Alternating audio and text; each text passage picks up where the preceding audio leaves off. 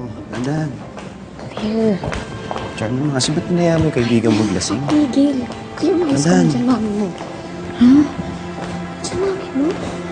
Tandaan. Good evening po, tita. Ito na ho yung susi na sasakyan ni Claire. Salamat, Elmo. Paano ka uuwi? Nag-book na po ako ng car. Nandun na po sa labas. Sige, ako na po ako. Sige, mag-ingat ka. Salamat. Charm, dito ka na matulog. Sige po. Ano ba talaga nangyari? Amoy alak ka, oh. Ma, I was just having fun. Having fun? Having fun ba yung hindi mo kaya magmaneho pa uwi? You're being very irresponsible, Claire. Sobra naman na yata yung pag-good time mo, ha? Eh, bakit ba? Nainggit ka? Ay, di mo good time ka din. Claire! Bastos tong batang to. Ate, pasensya ka na. Hayaan mo ako na lang makausap sa kanya. Evelyn, siguraduhin mo, ha? Dahil kung hindi, ako ang puputol sa sungay at buntot ng bata na yan.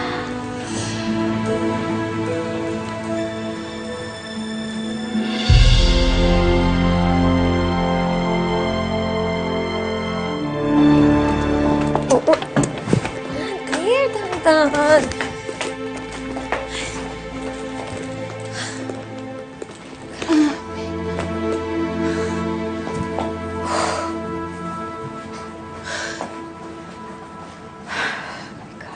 Claire, hindi naman yata tama na sagot-sagutin mo ang tita mo ng ganun. Ano ba nangyayari sa'yo? Ba't ka ba nagkakaganyan? Charm? Ano nangyari? Tita, sumunod po kasi si Calvin doon. Ay, nag-away po sila. Ito naman kasi si Claire, ang dami pong nainom. Tapos may kasayaw pang ibang lalaki. Charm! Claire, bakit mo naman ginawa yun? Anak, mali yun. Ikaw nga nagsiselos kay Calvin at kay Angela kahit magkaibigan lang yung dalawa eh.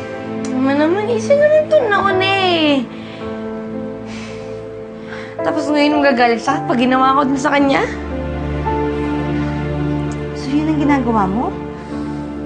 Ganong klaseng relasyon ang gusto mo, anak?